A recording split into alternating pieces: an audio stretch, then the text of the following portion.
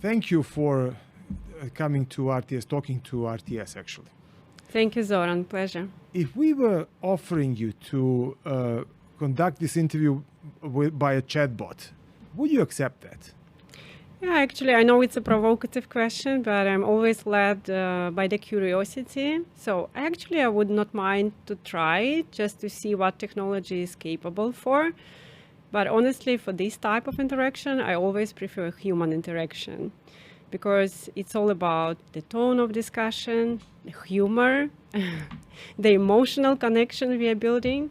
And also, I think the chatbot cannot create a trust between people. And definitely it cannot take accountability to follow up on this discussion. But it can fake emotions, so it can sound emotionally.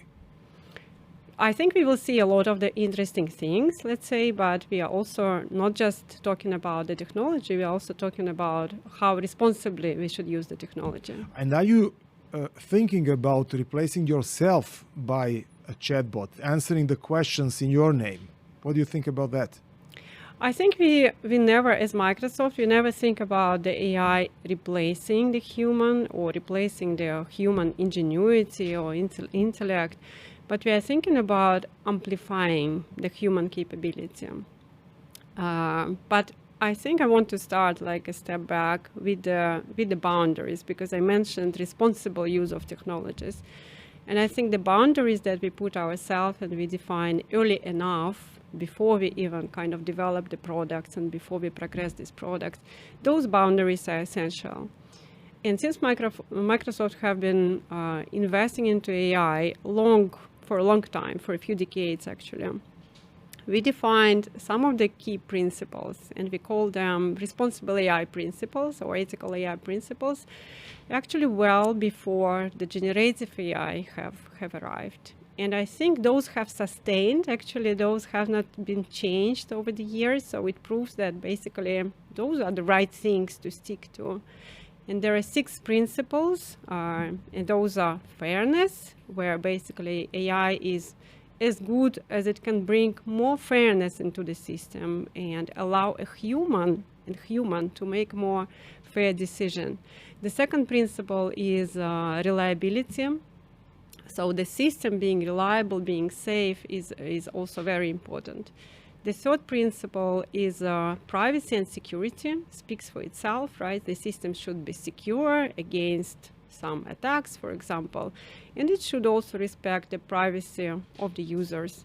Then inclusivity or inclusiveness. For example, AI should be available for usage of different generation, where it may be harder for older generation, or it might exclude unintentionally some groups if it's trained, for example, on a set of data which is not representative enough. And then transparency and accountability. And transparency is interesting because transparency means that I, as a user who use technology, I want to understand, and I have a right to understand how it works. So basically, what's the algorithm behind, what's the decision tree, why I get this response or not the other response, and accountability, like company who is having and developing the AI solution should be accountable for how it works. Transparency is not very easy because not many users are capable in understanding algorithms at all. It's not easy, but I think it's still important, that if you want to exercise this right, you should have this ability and you should have this opportunity. Still, when you discover that you can create an AI agent that can replace a human doing a particular job, would you go for it no matter what, or would you set aside and talk a little bit about necessity for that? I mean, if there is a possibility, would you use it?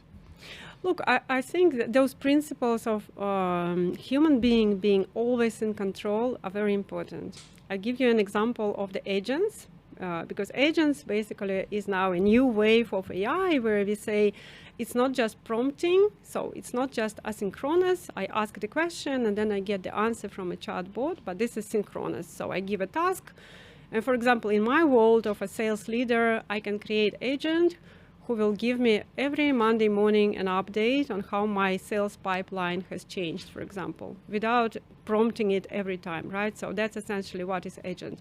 But it's me who is using it, it's me who is interpreting it, it's me who is taking decision.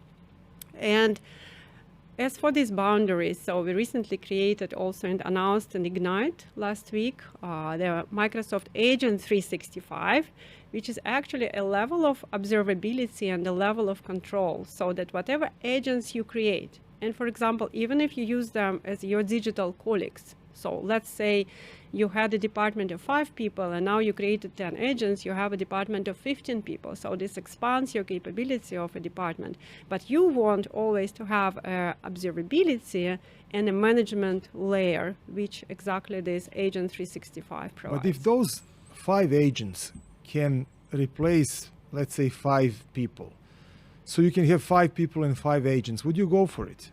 I mean, what is the when you're thinking about development? I'm not not asking you now as a manager. I'm asking you as somebody who is creating agents. Would you say if we can create an agent, we should create an agent? It doesn't matter if it is replacing a human job. No, actually what we think is that you can do certain things like yourself. Let's imagine the profession of a journalist, right? You can use AI to help prepare for the interview, for example. You can use AI to transcribe the interview. You can even use AI to help you shape the text before publishing it, right? And it doesn't mean it's replacing you. It means that you are getting more capable in using that.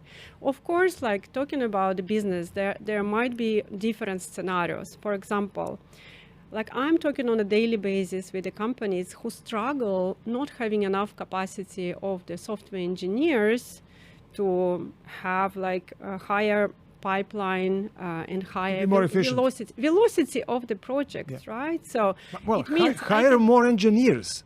But that's exactly the point. Instead of hiring more engineers, I can really kind of upgrade my engineers by using the agents and using AI so that I increase their capacity by 150%. So that's why it's not only about like firing or replacing, it's about like increasing the capacity and increasing intelligence of the resource that you have. And you don't think that some managers might say, okay, I'm not going to increase, I like the capacity. I want to simply, I want to make more profit, so I'm going to cut some jobs. That's also a possibility. Instead of increasing capacity, decreasing the number of people working on those, because AI agents are much cheaper than human force, or at least they should be. I think actually the question is wider. The question is not only about like finding an efficiency. The whole AI transformation is about how you take your business from a point A to point B, where AI is not necessarily only bringing an efficiency, because I kind of sense that the world currently is too focused on the efficiency. But if you look into how AI is going to bring this huge 22 trillion of economic growth, it's actually bringing it in 4 pillars. Again, if I'm only talking like businesses, the corporate world, right? Only 2 out of the 4 pillars are about efficiency. So 1 pillar is how are we making employees more efficient. So it's already a known fact that I can save some hours of my work just using Copilot, right? Number 2 is how I'm reimagining or automating the processes, right? Also about efficiency, you can say. Although in this second one, you can already go into some customer touching processes. Number 3 actually is how I am reimagining my interaction with the customer. And this is already creating a value. This is not only about the cost. This is about creating additional stream of revenue, right? So this is about generating additional value on the top line of the business, as we call it. And number 4, I think, is the most interesting and most inspiring is innovation. So how much more you can do with AI in terms of accelerating the innovation cycle, in terms of accelerating every iteration, for example. If we look into some of the examples of the pharmaceutical companies and the research companies, you could see that those of them who are using AI were able to reduce their cycle of discovering the drug candidate into the days. And imagine, like, versus the years into the days. That's not only the huge benefit towards them as a business, but I think it's a huge benefit towards the humanity. Like, imagine we have a new drugs discovered for treating the cancer or early diagnosis of some diseases. And then I think the question turns in these scenarios from, is it ethical to use AI, into, is it ethical not to use AI? Understand, but still many people would be wondering what, especially young people, they would like to know, okay, what professions should I grow in? Because definitely some professions are going to be eradicated by AI. It happened with every technology. I mean, we lost some professions, then we got some new, probably more new professions. Yeah. What would you advise a young man, or even somebody like me, who is in fear of being replaced by AI for many things that I think I know? Yeah, and I think that's a great question, because we can learn a lot from a previous cycles of technologies, as you said, right? For example, from the internet, there has been also a lot of fear, and then yes, some businesses disappeared, but some more businesses have appeared, right? If you look into the Europe, we have Spotify, we have Zalando, we have Booking.coms, and currently, if you look into the AI cycle, we see startups growing 5 times faster versus like before AI. But to your point, many skills will be transformed. Some of the skills will disappear, but even more skills will be actually augmented with AI. And I want to take, for example, yeah, I want to take example which is very close to my heart as a Microsoftie, and that's example of software engineer. Because if this concept would be right, the concept of AI replacing the profession, we would see actually demand for software engineers decreasing, because you look into the data from one side, like roughly 50% of the code is produced by AI today. And if you look into the GitHub repository, 90% of the GitHub repository as of today is created by GitHub Copilot. Do we see a decrease in the demand for software engineers? No. Do we see a transformation of a software engineer or software architect as a job? Definitely yes, because you need to learn the prompt engineering. You need still to be able as a person, and coming back to this kind of staying in control and who decides, being able to critically review the code, being able to decide what kind of tests I need to do as a software engineer before I roll it out in the production, and so on, right? And to be very practical, like I'm not talking about abstract things. I think it's very symbolic, by the way, that we are sitting in the Serbian Development Center of Microsoft. As of today, it's 800 people. And guess what? In the last 18 months, we hired 230 people. So we are growing, and there is an ongoing demand, but the skill has to transform. But where do you educate people that you are mentioning capable in using all these capacities of AI agents? Yeah. Look, aside from what we do internally, of course, we also care about how we are supporting the society, because you're absolutely right. People need to be taken on this journey. It's easy said, it's very hard to do, to reskill. And then the new reality is that you have to continue reskill and upskill whole your life. And that's a very different concept versus like when I was graduating from university thinking that, okay, like I'm done, right? It's not like this. And we have like this structure of combination of the global efforts that we are doing and the local efforts. And I will be very specific in what I mean. Globally, we have the programs which are widely available, and many of them are free of charge. And those programs are Microsoft Learn platform, LinkedIn skilling courses, AI Navigator, also in the LinkedIn. So those are the 3 key free of charge programs of Microsoft. And then, of course, we always have a local programs available on the local markets, and especially here in Serbia. We've been partnering with the Petlja for the coding courses in the schools. We've been for 18 years now, I think, supporting the Bubble Cup, which is a competition. and a lot of other things, including making sure that the underrepresented audiences of the society are also included, like women in AI, women in security, girls hackathons, all these type of programs, I think, also are very relevant for Serbia. But do you envy today's students because of those tools that they have? Would you like to have them?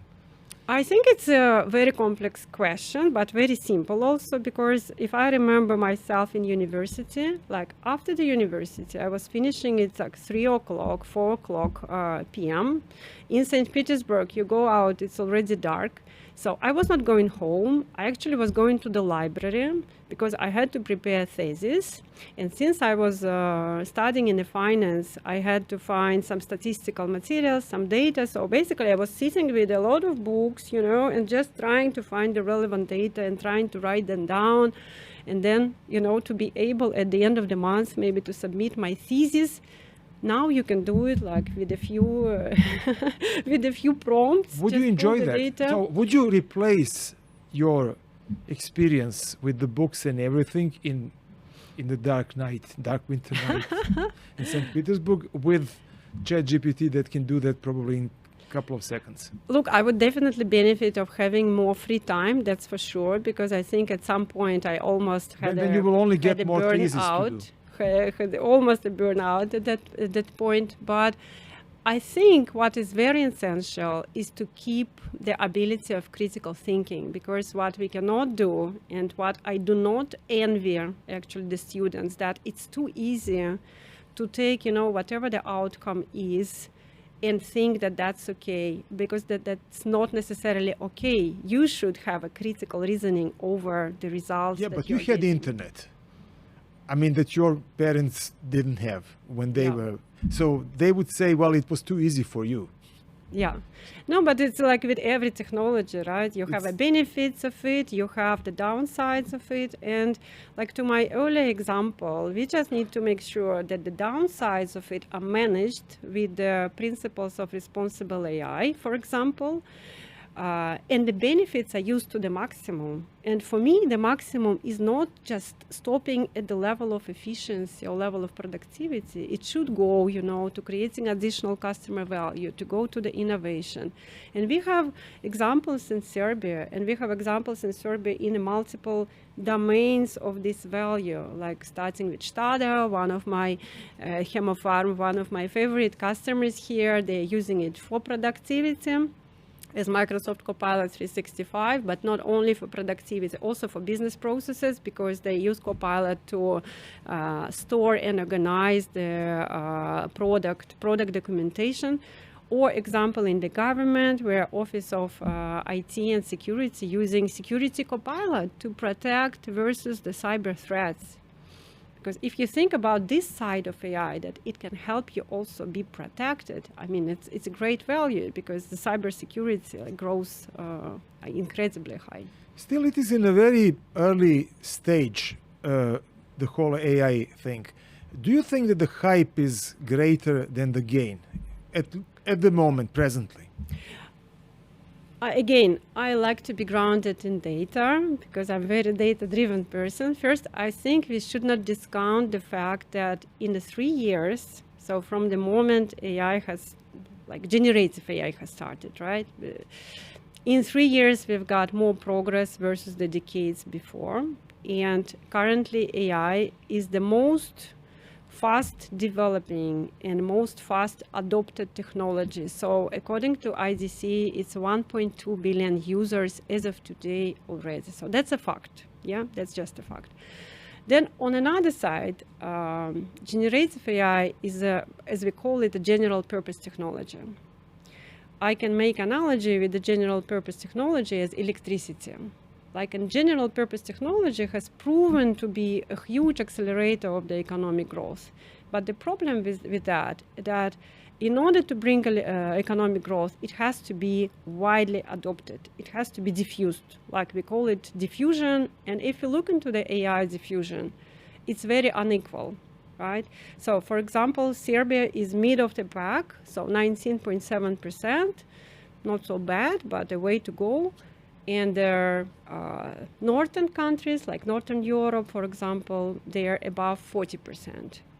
So from one side, you can see this kind of divide, but you also see that you can extract the value, right? Because there are countries who are extracting more values. Is this division going to be even greater?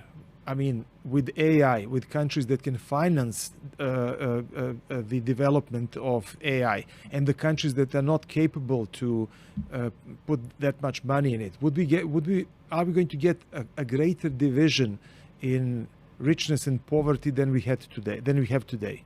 I think it's a good question to ask for ourselves, because to large extent it is in the hands of each country.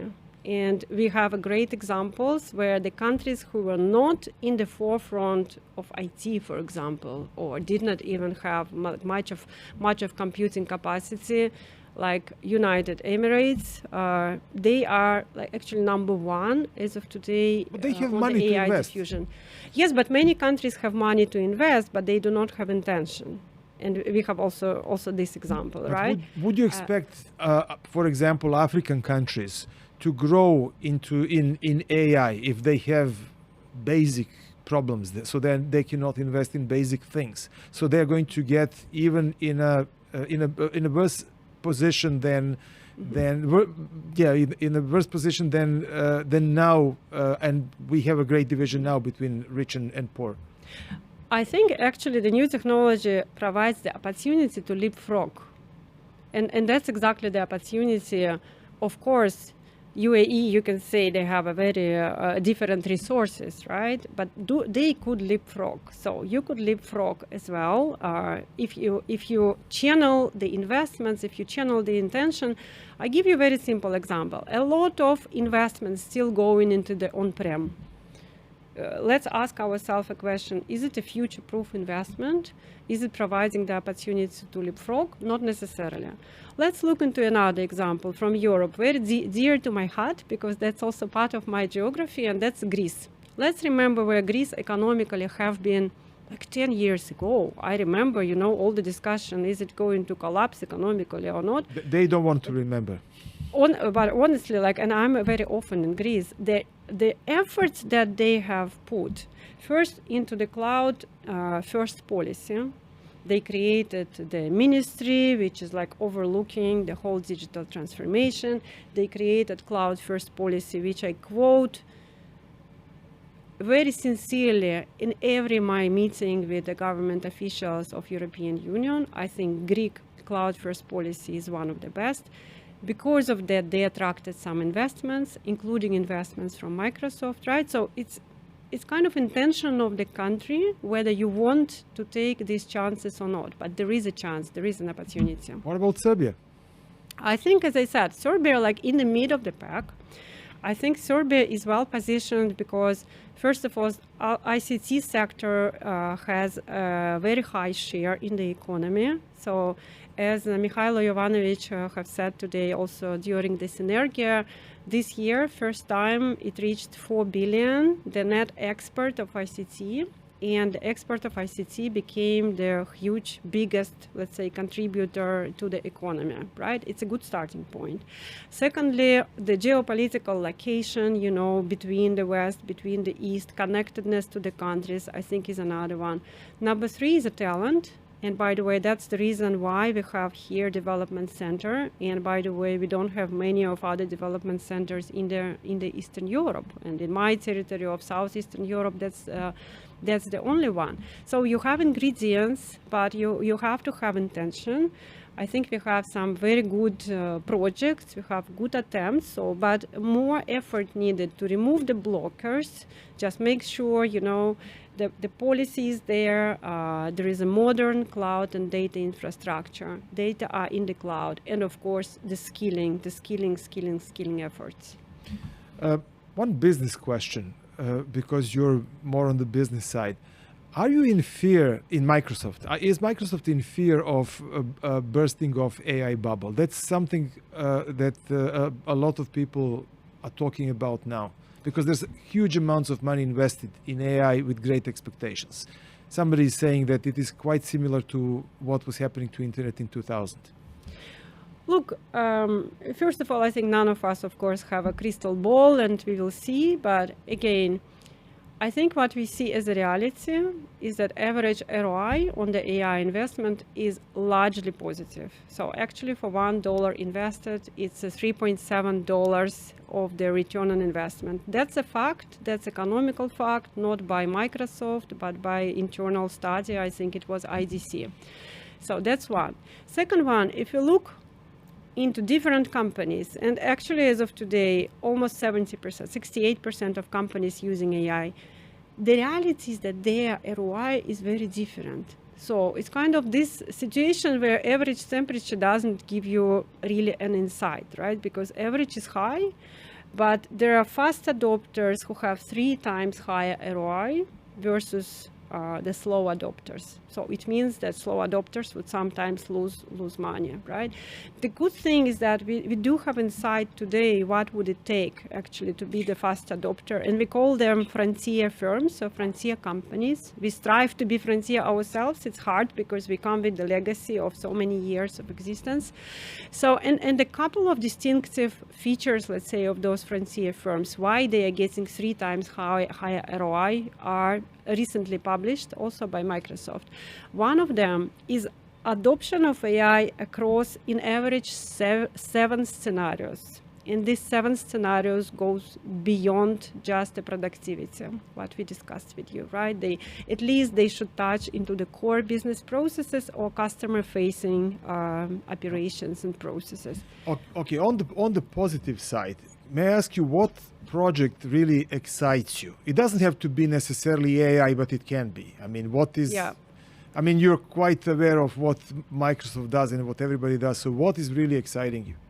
Yeah, I think I don't want to go too far. I love our Copilot because honestly now I start the day with Copilot, I finish the day with Copilot. I was using it to prepare to the interview because I have a lot of insights. Sometimes I don't remember some data, so I prompt it. And amazing is not just the Copilot as everyone can use. Amazing how it actually progressed. Even if you look into the last week announcements in Ignite, in our annual conference in San Francisco, we have now Copilot grounded in, as we call it, work IQ. And that's the level of intelligence where basically it understands your role, it understands your connections with your colleagues, with the organization, it understands your workflows, and it even memorizes your recent conversations. So for example, if you often asked Copilot, can you make me sound less formal, for example, it would remember that. So it would actually create a personalized experience for you. So it means my colleague experience from Copilot will be slightly different than mine. So that's one change. Another change which is coming, we have actually added our security Copilot directly into the Microsoft 365 Copilot because, as I said, we see a growing, like an ever-growing tendency for the cybersecurity threats. And security Copilot actually benefits from a trillions of threat signals that Microsoft on a daily basis processes. So it basically creates a more protected environment for you. And then number 3, you are getting more freedom, whether it's Copilot or any other AI product, you are getting freedom with the models. Now in Copilot, you can, for example, switch from OpenAI. In OpenAI, of course, you can say, I want to use GPT-5 or I want to use a previous model just within the Copilot. But then you can also switch to another one. You can say, I want to use Anthropic, actually, as a LLM under my Copilot experience. So, and I think this flexibility is something which is great and which is, I think, a big competitive advantage of Microsoft because overall we have 11,000 models in the catalog. So you can innovate truly on your conditions. Are you going to make me lazy? With all these tools that I can use, they can do fantastic things in no time. So I can have too much spare time and I can simply really become very lazy. Okay, maybe we should become also more creative how we use time. Yeah, that's one of the possibilities. What is AI pivot? That's something that Microsoft has introduced, as I understand. What is AI pivot? I'm not sure I understand what is exactly the pivot. It should be the way how Microsoft describes this. That I found that actually in some of the Microsoft papers, whatever. How do you call it now? Screens about some stage that we are now in, pivoting from the previous to AI society. Yeah. Just a turn basically into the intelligent society. Yeah, I think we just basically call it as a next revolution. Yeah, as the previous industry revolutions, because you are getting basically, if I get it very simple, you are getting intelligence on your fingertips. So, and I think that's why we are talking about it as general purpose technologies. And if you think about the history of humanity, we didn't have so many of general purpose technologies, right? And that's why it will have a wide adoption. I think sometimes we will see AI without even recognizing, in a good way, I mean, without recognizing that that's AI. For example, you will see in their Excel a suggestion, okay, would you use this formula? And that's AI, but you will not necessarily even think, okay, that's AI. But it will be there, it will be infused and embedded into everything. And to conclude, you're here also on the Synergy 2025 conference. So what is the main message you would like to send, or the main message you got from this conference that you would like to share with everyone, like leaders, professors, developers, students?